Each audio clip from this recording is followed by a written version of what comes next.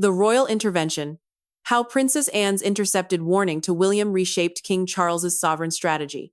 The British monarchy has long been sustained by a carefully orchestrated illusion of absolute permanence, a visual guarantee that no matter how severe the social or political storms outside the palace gates, the individuals carrying the weight of the crown remain entirely unbroken.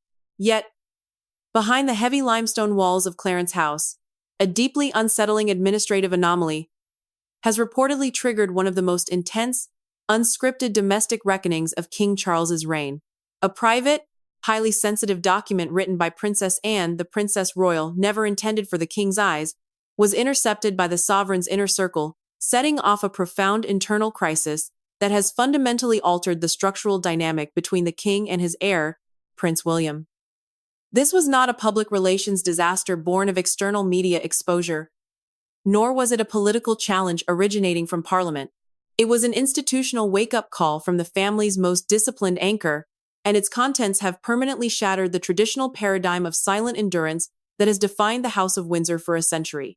To understand the sudden, destabilizing weight of this development, one must examine the highly irregular manner in which this correspondence bypassed the ironclad operational filters of the royal household. In the modern apparatus of the monarchy, every single piece of communication intended for a senior royal is subjected to an exhaustive screening process managed by private secretaries and communications directors. This system exists specifically to protect the sovereign from sudden emotional or strategic ambushes. Yet, this particular envelope, bearing the distinctive, sharp handwriting of Princess Anne, completely bypassed the multiple tiers of palace administration. Delivered to Clarence House just before dawn, the document was placed directly into the king's private study without appearing on any official correspondence logs. This deliberate subversion of standard protocol indicates that the individuals handling the letter understood its explosive nature. They recognized that the message possessed an institutional urgency that invalidated the standard bureaucracy of the court. When King Charles discovered the letter, the immediate consequence was a complete, unprecedented shutdown of the sovereign's daily schedule. For a monarch whose entire existence has been bound by strict adherence to the official report and the rigorous demands of the daily routine, the cancellation of high-level meetings and diplomatic calls is an action reserved exclusively for moments of national emergency.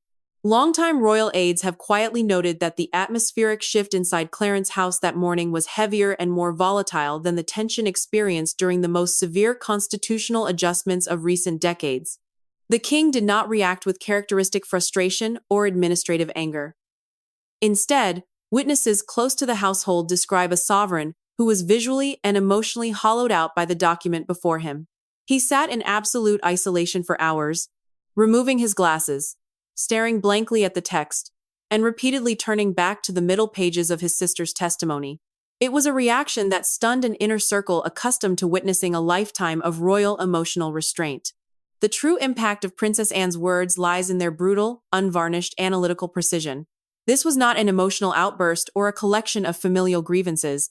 It was a cold, clinical diagnosis of a systemic vulnerability within the modern monarchy. Anne did not write to critique her brother's performance or to question his constitutional authority. Instead, her message was addressed to Prince William, framing the current state of the monarchy as an emotional crossroads from which the institution might not survive if it continues to rely on the outdated methods of the past. Anne explicitly stated that the greatest threat facing the House of Windsor does not stem from external Republican movements, media hostility, or fluctuating public approval ratings. The existential danger, she argued, is the rapid, unacknowledged psychological exhaustion of the actual human beings who are required to perform the illusion of sovereign infallibility while fracturing internally under unprecedented personal and institutional strain. For King Charles, reading a document explicitly detailing the psychological fragility of his house was a deeply painful confrontation with reality. Charles spent over 7 decades preparing for a role that defined his entire identity, only to inherit the throne at a later stage in life, instantly accompanied by severe, widely discussed health challenges that have cast a permanent shadow over his programmatic ambitions. To read his sister's private warning to his son, a warning that openly questioned whether the family still possessed the emotional bandwidth to withstand future institutional storms, was to see his own unspoken fears articulated by the most reliable member of his generation. Anne's letter forced the king to confront the devastating irony of his position. He had achieved the crown after a lifetime of waiting, yet the human cost of maintaining it was threatening to outpace the structural strength of the family itself. The realization did not cause a display of anger. It initiated a profound, calculated shift in how the king intended to secure the survival of his line. As the evening approached, the internal machinery of Clarence House pivoted from a state of paralysis to one of intense, controlled urgency. Breaking entirely with established protocol, Prince William was quietly summoned to the king's residence, utilizing a private side entrance typically reserved for sensitive state matters to avoid the attention of the royal press corps. There were no cameras, no official statements from Kensington Palace, and no briefings provided to the media. Yet, behind the closed doors of the king's private apartments, a direct, unfiltered father and son confrontation took place, stretching far beyond the scheduled duration of a standard familial audience. This was the precise moment the trajectory of the crisis began to shift. While Princess Anne's letter had intended to warn William of a collapsing system, it ultimately served as the catalyst for King Charles to assert a new, unexpected level of sovereign authority, transforming a moment of deep vulnerability into a masterful, strategic reorganization of the royal hierarchy. The Palace Summit. How King Charles seized the narrative and realigned the heir to the throne. The private audience that unfolded within the walls of Clarence House that evening was entirely devoid of the rigid, distant formality that typically governs communications between the sovereign and the Prince of Wales. According to highly placed sources within the palace infrastructure, King Charles did not approach his son from a position of emotional defeat, nor did he allow the severe vulnerabilities outlined in Princess Anne's letter to dictate the terms of their conversation. Instead, the king used the intercepted document as a definitive diagnostic tool, turning what was intended as a private warning into an absolute mandate for a unified, modern sovereign strategy. The atmosphere inside the room was described by insiders as one of intense, razor-sharp reality.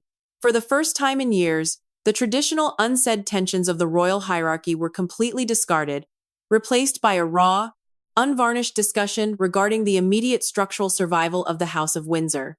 William had arrived at Clarence House, prepared to address a standard familial or administrative briefing, completely unaware that his aunt's private correspondence had already been thoroughly analyzed by the king. The confrontation that followed was not a clash of egos, but an extraordinary alignment of institutional responsibility. Charles reportedly presented the letter to William, forcing the heir to confront the reality that the inner workings of their house were no longer capable of maintaining secrets, even from within the family itself. The king did not contest the validity of Princess Anne's sharp observations. Rather, he validated her fears regarding the emotional and physical exhaustion of the family, using them to dismantle any lingering illusions of complacency. In doing so, Charles took absolute control of the narrative, transitioning from a vulnerable father, coping with health struggles, into a calculated, forward-thinking monarch, demanding total strategic alignment from his successor. This deliberate shift in dynamic fundamentally disrupted the expectations of those who believed the king would be broken by his sister's cold honesty. Anne's letter had explicitly warned William that the modern institution was fracturing under the weight of silent endurance, pointing to the immense personal sacrifices of Queen Elizabeth II as an unsustainable model for the 21st century. But instead of allowing this observation to diminish his standing, King Charles utilized it to redefine the terms of William's preparation for the throne. The king made it undeniably clear that the luxury of waiting passively for the future was over. The vulnerabilities facing the monarchy, accelerated by the relentless scrutiny of the digital age and the internal pressures of a slimmed-down royal workforce, demanded that William step out of the shadows of traditional heir status and begin functioning immediately as an active, structural co-protector of the sovereign state. The conversation reportedly stretched late into the night, causing a ripple effect of anxiety across the administrative sectors of both Clarence House and Kensington Palace. Senior aides, who had been ordered to clear their schedules and remain entirely out of earshot, noted that the duration of the meeting indicated an exhaustive overhaul of current royal operations. Charles reportedly challenged William to look beyond the superficial demands of public appearances and ceremonial duties, urging him to recognize the deeper constitutional battles that lay ahead. The king's strategy was brilliant in its execution. By embracing Anne's warning rather than suppressing it, he effectively neutralized any potential internal division, transforming a private critique into a shared, binding doctrine between the sovereign and the next in line to the crown. Outside the closed doors, the silence of the palace corridors was deceptive. While the public projected an image of a monarchy operating under standard routine, the internal staff was fully aware that a profound tectonic shift was occurring. Security protocols around the king's private apartments were quietly elevated, and key communications officers were placed on standby as the two most senior men of the royal family mapped out a definitive blueprint for the institution's continuity. Charles did not hide the physical toll his reign had taken on him. Instead, he used his own vulnerability as a powerful, unassailable teaching point. He demonstrated to William that true sovereign strength in the modern era does not come from pretending that fractures do not exist, but from possessing the cold, calculated resolve to manage those fractures before they can erupt into public disaster. By the time Prince William finally departed Clarence House, entering his vehicle through the secure, unlit side courtyard, the operational landscape of the British monarchy had been irreversibly altered. He left carrying not just the emotional weight of his aunt's intercepted warning, but a concrete, demanding directive from his father. The king had firmly established that as long as he wore the crown, he would remain the definitive architect of the monarchy's survival, effectively turning a moment of deep familial crisis into an absolute consolidation of sovereign authority. The narrative of a fragile, fading monarch had been decisively replaced by that of a strategist who understood exactly how to utilize internal pressure to forge a more resilient, ironclad future for his dynasty. The Princess Royal's calculus. Why Anne's strategy forged a strategic alliance instead of an internal rupture. To fully comprehend why this intercepted correspondence failed to trigger a destructive civil war within the palace walls, one must analyze the unique institutional position and unmatched operational gravity of Princess Anne herself. For more than half a century, the Princess Royal has functioned as the absolute logistical spine of the House of Windsor, consistently executing hundreds of official engagements every year with an unyielding, silent discipline that has earned her the unquestioned respect of the state, the public, and the media alike. She is not a figure prone to emotional volatility, dramatic public disclosures, or tactical leaks to the press. Therefore, when a figure of her immense stability decides to bypass established bureaucratic channels to deliver an urgent, confidential warning to the heir to the throne, the entire apparatus of the monarchy is forced to recognize that the situation has surpassed the boundaries of ordinary internal administration. Palace insiders indicate that Princess Anne's anxieties had been steadily compounding since the profound structural and emotional vacuums left by the passings of Prince Philip and Queen Elizabeth II. She had watched with increasing clinical concern as the administrative model of a slimmed-down monarchy, a concept designed to project efficiency and modernization, collided brutally with the harsh realities of human fragility. The simultaneous health crises that emerged within the core family in early 2024 had exposed a dangerous truth that Anne refused to ignore. The institution was operating at maximum capacity with zero emotional or operational reserve. Her decision to begin holding highly private, unlogged strategy sessions with Prince William and a select cadre of veteran constitutional advisors at her country estate was not an act of insubordination against King Charles. It was a preemptive, defensive maneuver designed to safeguard the crown against a catastrophic systemic collapse. When the king intercepted the letter detailing these secret briefings and the specific folders of strategic data Anne had been transferring to William, the potential for a severe institutional rupture was immense. In previous generations, such an action by a sibling could easily have been interpreted as an existential threat to the sovereign's authority, an implicit vote of no confidence in the reigning monarch's capacity to govern. However, King Charles's response demonstrated a highly sophisticated understanding of his sister's true intentions. He recognized that Anne's cold honesty was not driven by personal ambition or a desire to undermine his reign, but by an unwavering, fiercely protective loyalty to the longevity of the dynasty. Instead of reacting with defensive hostility, Charles chose to view Anne's independent strategy as an invaluable asset, absorbing her clinical analysis directly into his own sovereign calculus. This mutual understanding effectively transformed what could have been a debilitating internal conflict into a powerful multi-generational alliance. The king reportedly reached out to Princess Anne directly following his intense, late-night meeting with Prince William, ensuring that her insights were formally integrated into the palace's future planning committees rather than kept in the shadows of unauthorized correspondence. By validating Anne's concerns regarding the psychological and physical exhaustion facing the modern working royals, Charles cleverly neutralized any perception of internal vulnerability. He established a unified front that fused his sister's peerless logistical discipline with his own supreme constitutional authority, effectively creating an ironclad defensive ring around the core working members of the family. The strategic brilliance of this alignment quickly reverberated through the upper echelons of the palace hierarchy. Senior courtiers and communications directors, who had spent 48 hours in a state of high alert fearing a massive family division, suddenly found themselves executing a newly streamlined, highly coordinated operational directive. Charles, Anne, and William were no longer operating on parallel tracks or harboring separate anxieties about the pacing and future of the reign. They were now locked into a singular, transparent agenda aimed at fortifying the emotional and structural resilience of the institution. Anne's letter, rather than exposing a fatal flaw in Charles's leadership, had provided the exact analytical catalyst the king needed to demand absolute efficiency and total commitment from every branch of the royal household. Ultimately, the resolution of this crisis proved that the old system of absolute uncommunicative endurance was no longer viable in the hyper-accelerated environment of the 21st century. By forcing the king and the heir to confront the unvarnished truth of their systemic pressures, Princess Anne did not weaken the sovereign's grip on power. She reinforced it.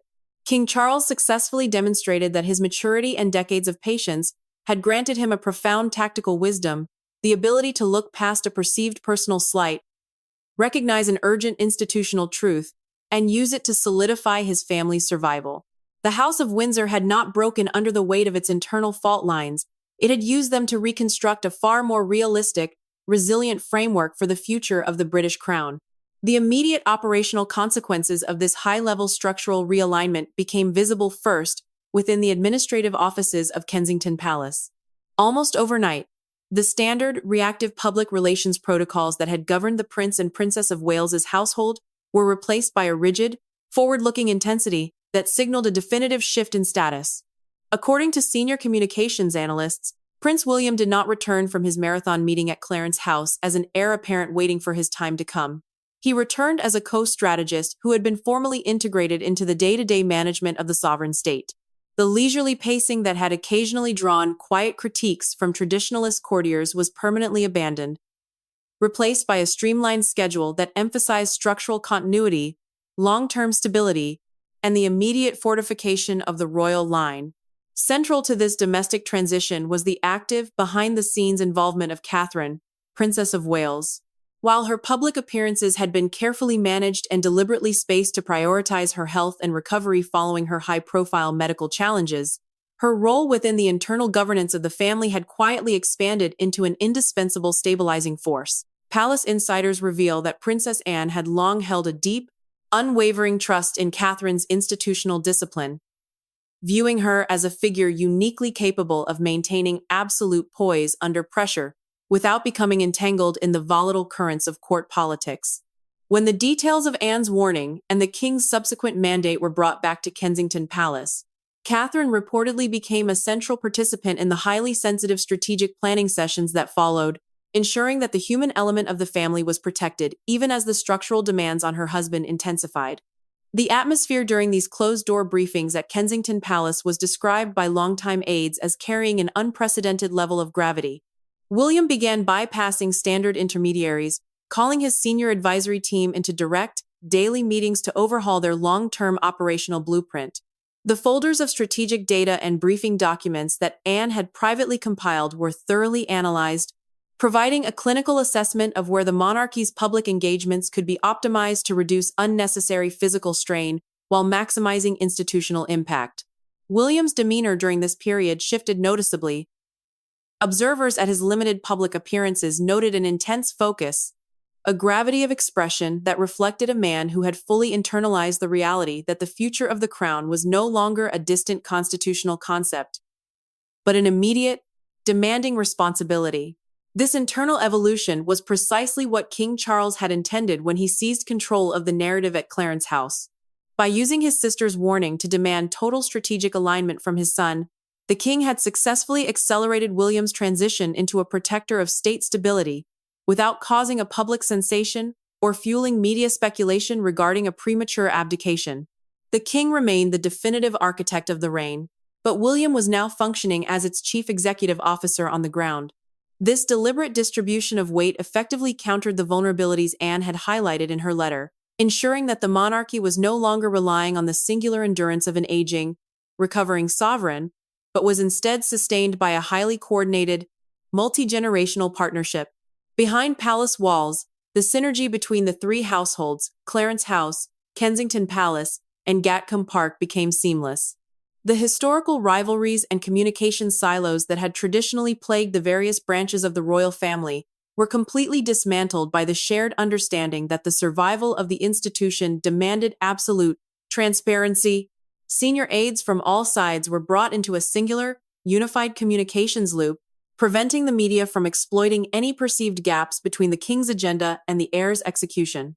This level of total administrative synchronization was unprecedented in modern royal history, proving that the crisis had not exposed a fatal weakness, but had instead forced the creation of a modern, ironclad command structure. As these strategic adjustments solidified, the true brilliance of King Charles's leadership became undeniable.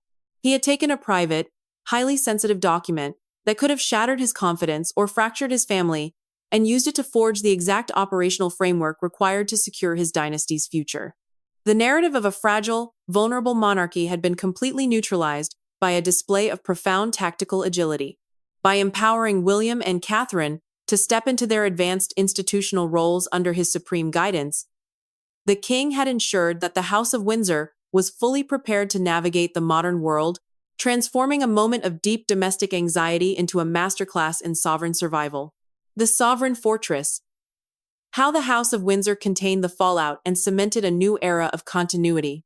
The final phase of this profound institutional realignment required the absolute containment of any external information leaks, ensuring that the intense emotional and structural shifts occurring behind palace walls remained entirely invisible to the global media.